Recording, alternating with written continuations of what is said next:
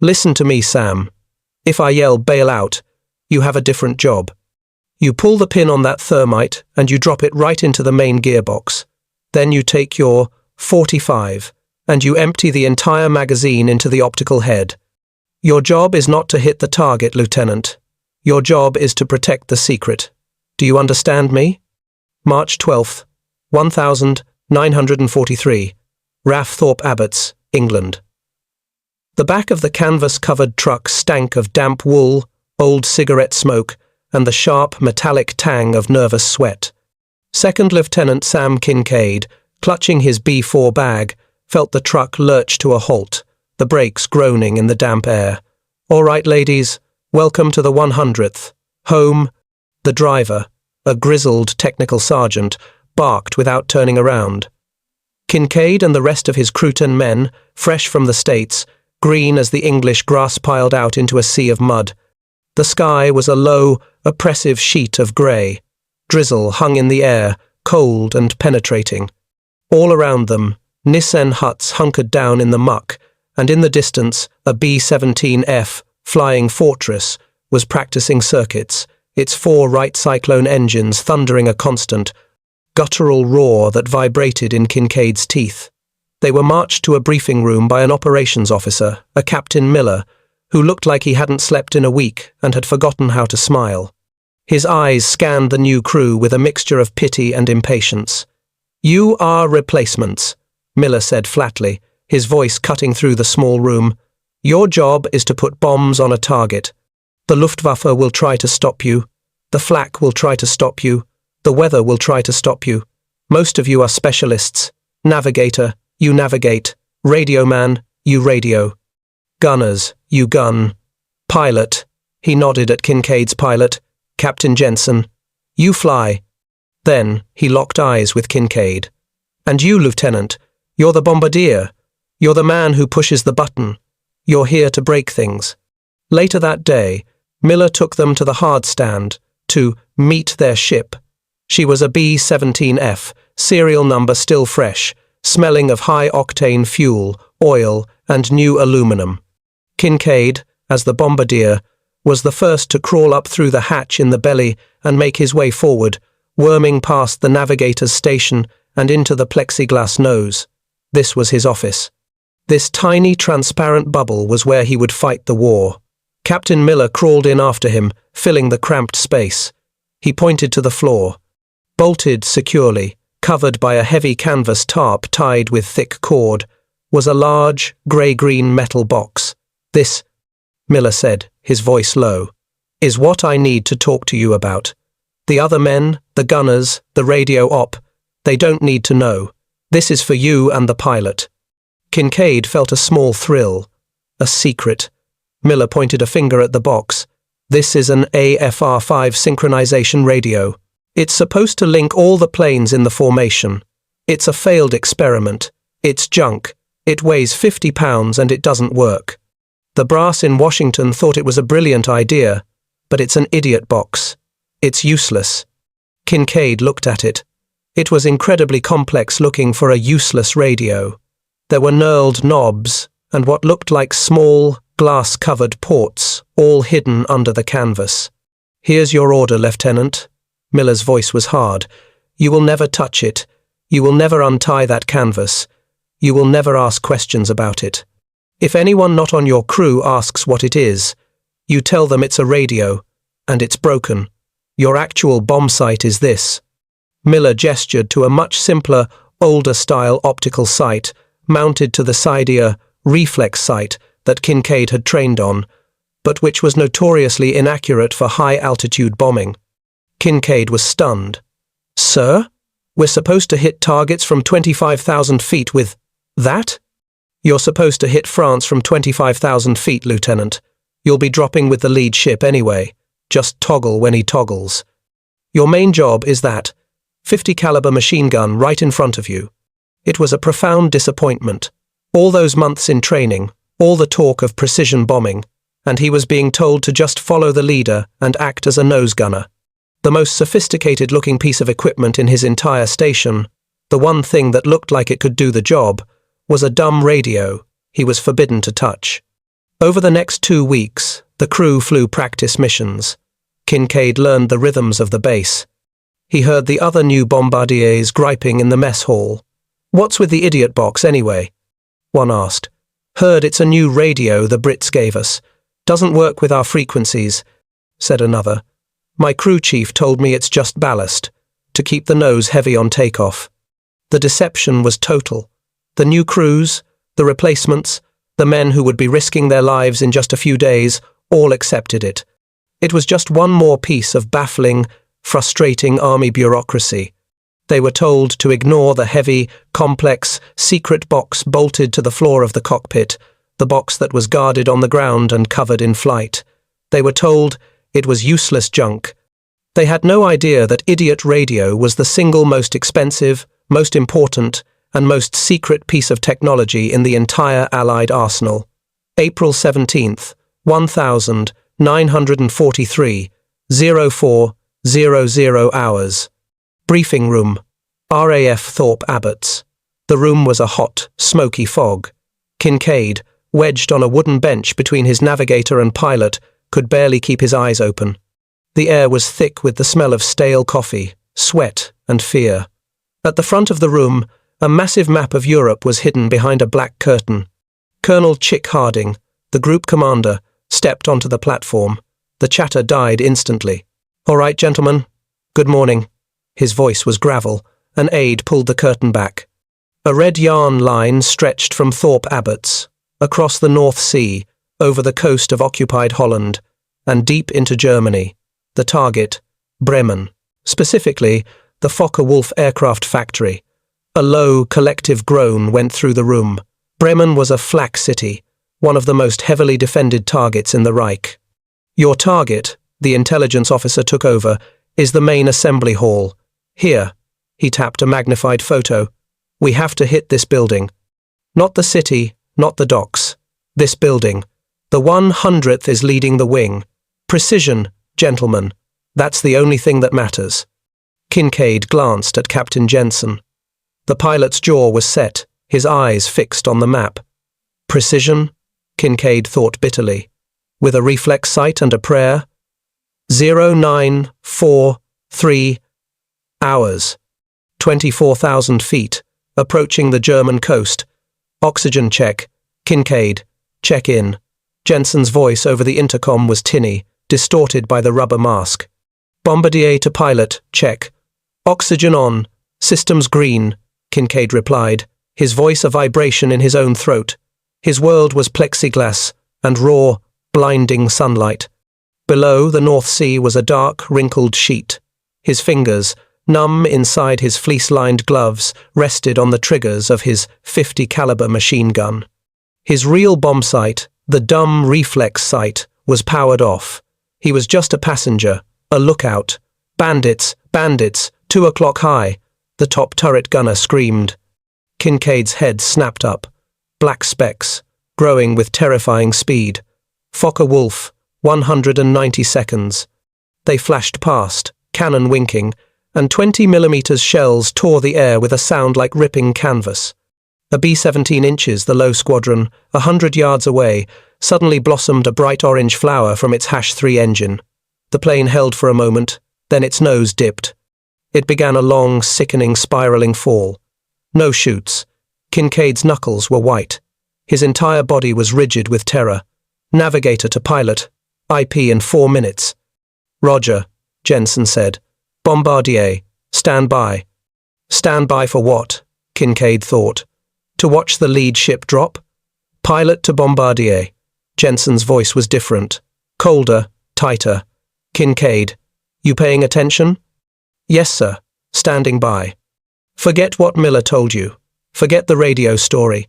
That's a lie we tell the replacements. Now, untie the cover on that box. Now, Sam." Kincaid stared. Flak was starting to appear, puffs of greasy black smoke, rocking the plane with their concussions. "Now?" "Sir?" "Do it, Lieutenant. That's an order."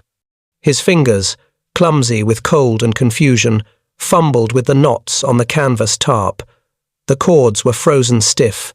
He ripped his glove off, the metal of the machine gun instantly burning his bare skin with cold. He clawed at the knot. The canvas fell away. It wasn't a radio. It was a mechanical nightmare. A complex, beautiful, terrifying machine of black crackle metal, brass gears, and glass lenses. Gyroscopes, hidden inside, were already whining, powered up by the pilot.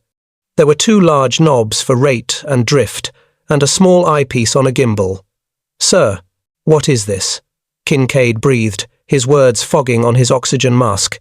"That, Lieutenant," Jensen's voice crackled, "is the Norden Mark 15 Bombsight.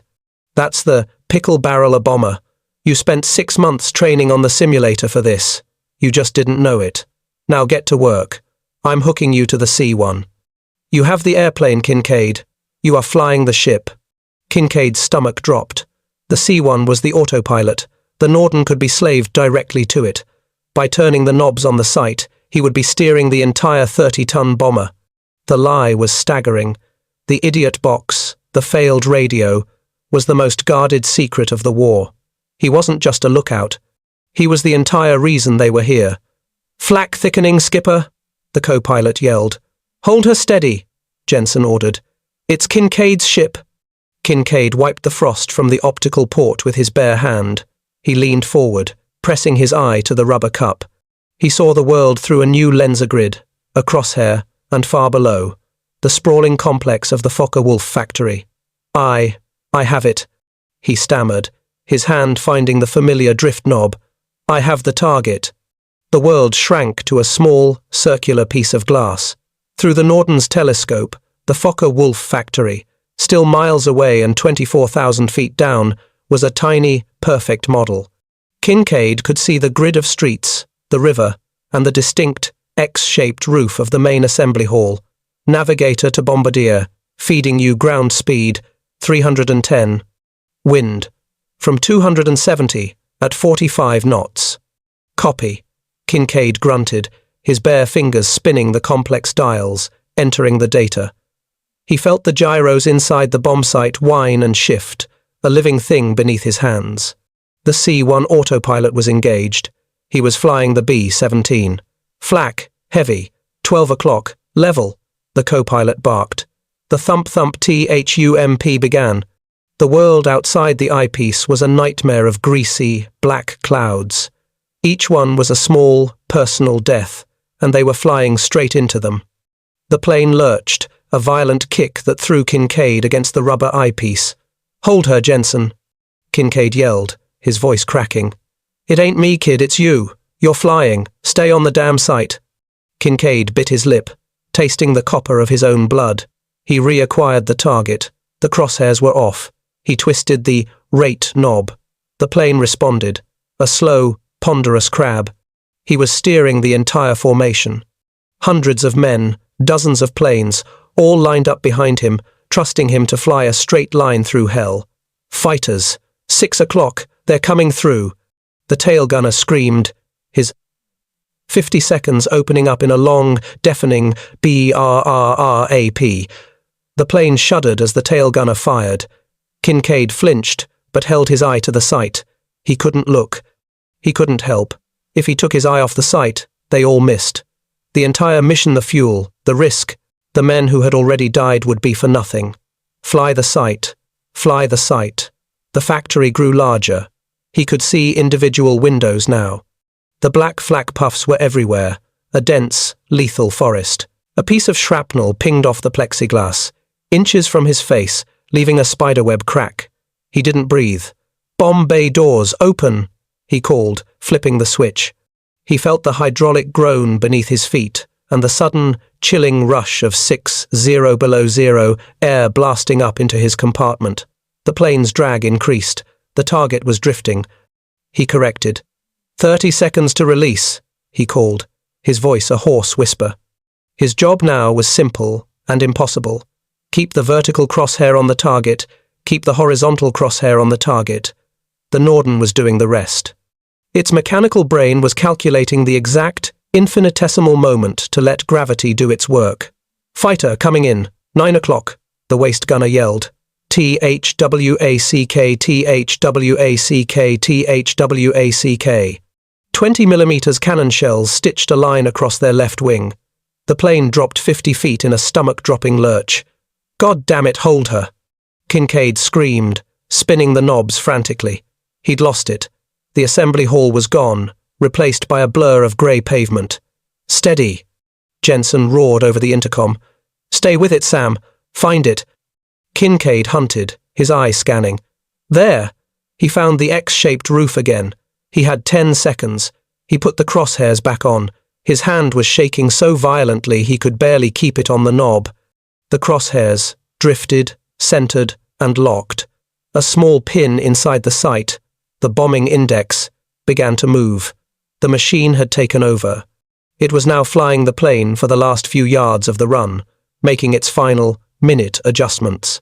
Kincaid was no longer flying. He was a witness. The index pin touched the crosshair. Click. The plane jumped, a sudden, violent lightness as 12 500-pound bombs disconnected from their shackles. "Bombs away!" Kincaid roared, a sound of pure primal relief. "Bombs away! Close the doors! Pilot, you have the ship! Take it! Take it!" Captain Jensen grabbed the yoke. "Hard left! Let's get the hell out of Germany!" The B-17 banked so hard Kincaid was thrown against the side of the fuselage. He scrambled back to his .50 caliber, his hands shaking, fumbling to put his glove back on. He looked back through the cracked plexiglass. Far below, a string of perfect, beautiful, terrible explosions walked directly across the Focke-Wulf factory. A cloud of white-hot fire and black smoke erupted from the center of the X-shaped roof. Holy crap! The navigator whispered over the intercom. "Look at that. Bullseye. A perfect bullseye." The euphoria of bombs away lasted less than 10 seconds. The moment Jensen banked the fortress away from the target, the relative order of the bomb run collapsed. The sky, which had been a gauntlet of flak, now became a hunting ground. "Formations sloppy," the co-pilot yelled. "Lead squadrons turning too wide." The Luftwaffe pilots, held back by their own flak, were on them. They came in swarms, yellow-nosed Focke-Wulfs and twin-engined Me-110 destroyers, attacking not from the front, but from the rear and sides, where the scattered, post-target formation was weakest. Kincaid, his hands aching with the memory of the Norden's knobs, was back on his .50 caliber. He hammered the triggers, sending streams of tracers at a 190 that was flashing past, its cannons tearing a silver B-17 inches the low squadron to ribbons. "Top turret to pilot. I'm out on the left side.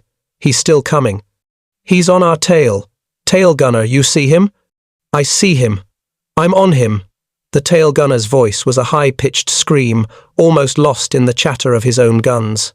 The entire airframe shook with a deafening WHU-MP, WHU-MP, WHU-MP. A 20mm shell exploded somewhere in the radio room, just behind the cockpit. "Radio to pilot. I'm hit bad. Oh God, there's a fire." "Kincaid." Jensen's voice was pure command, cutting through the panic. "Get on that fire, now." Kincaid ripped off his headset. He grabbed the small fire extinguisher from the bulkhead, stumbled past the navigator's station, and pushed into the radio room. The operator was slumped over his desk, his jacket smoking. A jagged hole the size of a fist was ripped in the fuselage, and a small electrical fire was chewing at a bundle of wires. Kincaid smothered the flames with the extinguisher, the chemical fog filling the space. He grabbed the radio man, checking his neck. No pulse. He was gone. Kincaid crawled back to the nose, his stomach hollow, his hands black with soot. He plugged his headset back in. "3 shoots, I repeat. 3 shoots from the Southern Comfort," the waist gunner was saying. "She's going down." Kincaid looked out his window. The Southern Comfort, a plane from their own squadron, was falling. Its entire right wing was a sheet of flame. It fell, not in a spiral, but like a leaf, flat and unstable, until it vanished into the clouds. "Kincaid, you back?" Jensen's voice was quiet. "I'm back, sir. The radio operator is... he's gone." A long silence. Then, "Listen to me, Sam. You understand why we lied to you now?" "Yes, sir. It's a miracle. The accuracy." "It's not just that," Jensen cut him off. "It's a target. The Reich wants that bomb sight. They know we have something. They don't know what. They would trade a dozen pilots for one of those. That's why the lie. It's for the new crews, the ground crews, the spies we know are on every base. The fewer people who know, the safer it is. Jensen paused. The plane rocked as the tail gunner opened up again. Now I have to tell you the rest of the secret, the part that matters more. Kincaid looked at the Norden. It sat on its mount, inert, its canvas cover crumpled on the floor. You see that sight, Lieutenant? That is your only priority. If we get hit like the Southern Comfort, if I yell, bail out, you have a different job. Sir? Look in your flight kit, the one bolted to the bulkhead. Kincaid unzipped the heavy canvas bag. Inside, past the escape rations and the silk map, were two items. A small, canister-shaped incendiary grenade, painted red, with M1 thermite, stenciled on the side, and his standard issue, .45 caliber Colt pistol. You are the last man out of this nose, Kincaid. No matter what, if this plane is going down, your job is to destroy that site. You pull the pin on that thermite and you drop it right into the main gearbox. Then you take your .45 and you empty the entire magazine into the optical head and the stabilizer. Kincaid stared at the items. The thermite would melt the complex gears, the mechanical brain, into a single, useless lump of slag. The bullets would shatter the priceless optics.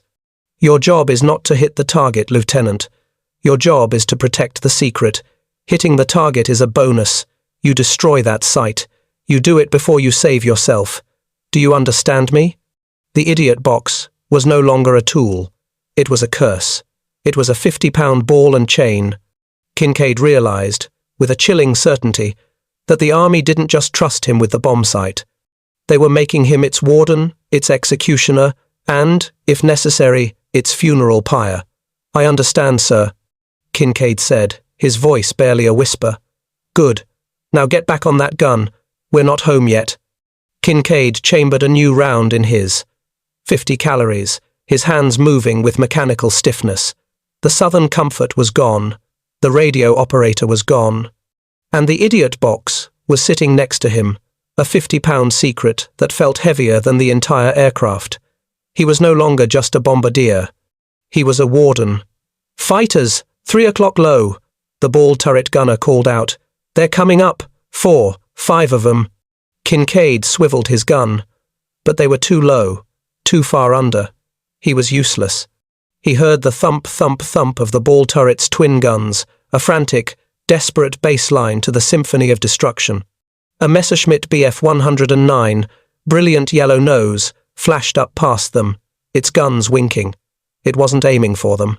It was climbing, rolling, and positioning itself for an attack on the B-17 flying just off their right wing, the Lady Jane. Skipper, Lady Jane's in trouble. He's coming at her, 1 o'clock high, Kincaid yelled into the intercom, a helpless observer. The 109 Dove. Tracers from every gun in the formation converged on it, but it was too fast. It raked the Lady Jane from cockpit to tail. Kincaid watched in horror. The Lady Jane's cockpit exploded in a cloud of plexiglass, aluminum, and a horrible red mist. The plane immediately nosed over, its #2 engine on fire, and began its final, vertical dive. Chutes! Get out! Get out! Kincaid screamed internally. 1 shoot, 2. Then, the Lady Jane dissolved into a fireball. Kincaid stared at the empty patch of sky. His mind flashed, cold and precise, to the bombardier of the Lady Jane, a man he'd shared coffee with just 6 hours ago. Did he do it? In those last, screaming seconds, did he remember the thermite? Did he have time to shoot the sight? Or was a pristine Norden, the Allies' biggest secret, now tumbling through the sky toward a German recovery crew? The thought was so horrifying it made him sick. He was part of a pact, a secret order of men who, in their final moments, were expected to perform one last, vital, and lonely duty. Engine 4 is sputtering, losing oil pressure. The co-pilot's voice was sharp with new panic. The entire plane yawed. The comforting roar of the #4 engine on the far right wing died, replaced by a tortured, grinding squeal. Then a bang. The propeller refused to feather, windmilling uselessly, creating massive drag. "I can't hold her." Jensen fought the yoke, the plane trying to flip on its back. "We're falling out of formation." This was it. The nightmare. Stragglers were dead. The B-17 began to sink, a wounded animal cut from the herd. "Navigator, give me a heading for the coast. Any coast." Jensen grunted, his muscles straining. "Pilot, we're still over Holland, 50 minutes to the sea." 50 minutes, alone. "Kincaid," Jensen's voice was grim. "Get ready." He wasn't talking about the .50 caliber. Kincaid looked at the Norden. Then he looked at the canvas bag. His hand moved. He unzipped it. His freezing fingers touched the cold, painted steel of the thermite canister. He drew his .45, the metal burning his skin, and placed it on the small crawlway map desk. He sat there, his gun aimed at nothing, his other hand on the thermite, his entire being coiled for one final act. The Luftwaffe could come, the flak could hit them, but this secret would not be taken. The other crew members were fighting for their lives. Kincaid was fighting for the secret. "Fighter, 1 o'clock, the top turret gunner said, his voice flat with exhaustion. He's just watching us." A single Focke-Wulf sat 1,000 yards off their right wing, just outside effective range, waiting, like a shark, for the wounded bomber to die. They flew like that for 20 minutes. The plane bucking, the single fighter pacing them, and Kincaid, with his hand on the trigger for a weapon, aimed not at the enemy, but at his own aircraft. "The sea!" the navigator shouted. "I see the water! We're feet wet!" The German fighter wagged its wings, a final, arrogant salute, and peeled off, back toward its base. He wouldn't risk flying over the water, where British Spitfires patrolled. Kincaid let out a breath he felt he'd been holding for an hour. He slowly, deliberately, put the .45 back in its holster. He placed the thermite grenade back in the bag and zipped it shut. He was shaking, not from cold, but from a profound, soul-deep terror. When they finally landed at Thorpe Abbotts, bouncing on the grass runway, and the engines died, the silence was absolute. He was the last one out of the nose. He gave the canvas-covered idiot box a long, hard look. It looked like junk, but he knew it was the most valuable and the most cursed object in the entire European theatre of operations. April 17th, 1943, 16:30 hours. Debriefing hut, RAF, Thorpe Abbotts. While the rest of the crew, the gunners, the co-pilot, the navigator were in the main hall, downing coffee spiked with whiskey and describing fighter tactics to intelligence officers, Captain Jensen and Second Lieutenant Kincaid were escorted to a different hut. It was small, windowless, and guarded by an armed MP. Inside, Captain Miller, the same man who had sold Kincaid the idiot radio, sat at a bare wooden table. He looked up, and for the first time, his face was not impatient or dismissive. It was sharp. "Sit, gentlemen." Another man, a Major Kincaid didn't recognize, was with him. "Lieutenant Kincaid," the Major began. "Report. Not the mission. The site." Kincaid, his body numb with exhaustion, his ears still ringing, blinked. "Sir?" "The Norden, son. Did you engage the C-1 autopilot?" "Yes, sir." "At the IP. Wind and ground speed data from the navigator?" "Yes, sir." "Entered. Any gimbal lock? Any tumbling in the gyros during the flak evasions?" "The flak was heavy, sir," Kincaid said, his voice hoarse. "It threw me off the site twice. I had to reacquire, but the C-1 held. It responded." "And the release?" Miller asked, leaning forward. "Automatic?" "Yes, sir. The index pin matched the crosshair. Bombs went out on the click." The two intelligence officers looked at each other. The Major permitted himself a thin, bloodless smile. "We have initial photo reconnaissance from the lead ship, Lieutenant. Your string of bombs, they walked right up the main assembly hall. A perfect drop. You put the 100th on the map today." Kincaid felt no pride. He just felt empty. "We lost the Lady Jane. And the Southern Comfort. And my radio operator. The price of precision, Lieutenant, the Major said, standing up. Your crew's losses are regrettable, but the loss of a Norden Bombsight would be catastrophic. Captain Jensen, you briefed him on protocol? He's briefed, Jensen said, his voice flat. Good. The Major looked at Kincaid. You are now part of a very small, very select group. You will not discuss the site. You will not fraternize with bombardiers who have not yet flown a combat mission. You will perpetuate the idiot radio story to anyone and everyone who asks. Am I clear? Yes, sir. You did your duty, Lieutenant. Both of them. Don't forget which one is more important. 21 hours. The Officers' Club. The club was a box of noise, smoke, and desperate cheer. A piano was being hammered in the corner. Men were laughing too loudly, drinking too quickly, trying to burn away the memory of the black puffs and the falling planes. Kincaid sat in a corner booth with Jensen. A glass of watered-down scotch sat untouched in his hand. That new lieutenant? Jensen nodded toward the bar. The one who's taking the Lady Jane's place. He hasn't flown yet. Kincaid looked. A fresh-faced kid, his pink cheeks not yet chapped by high-altitude cold, was trying to buy a drink. He's a replacement for the replacement, Kincaid said numbly. After a moment, the new bombardier, named Evans, wandered over. Lieutenant Kincaid? Mind if I sit? Go ahead, Kincaid motioned to the bench. Tough one today, I heard. Bremen. My God. It was tough, Jensen said. The new bombardier, named Evans, leaned in conspiratorially. I gotta ask you, sir. That radio box, in the nose. The AFR-5? It weighs a ton. My crew chief says it's just ballast. What's the real story? Is it really just junk? Kincaid looked at the kid. He saw the genuine, naive curiosity. He saw a boy who had no idea what he was sitting on, no idea what he would be asked to do, no idea about the thermite or the 45. Kincaid glanced at the new lieutenant's hip. He wasn't even wearing a sidearm. They didn't issue them the destruction kit until after the first mission. The lie wasn't just to fool the Germans.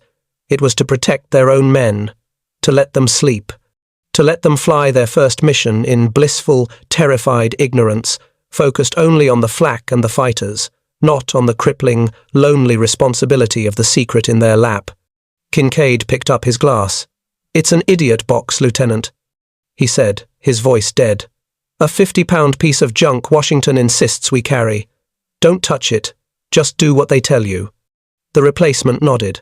That's what I figured. What a waste. He finished his drink and stood up.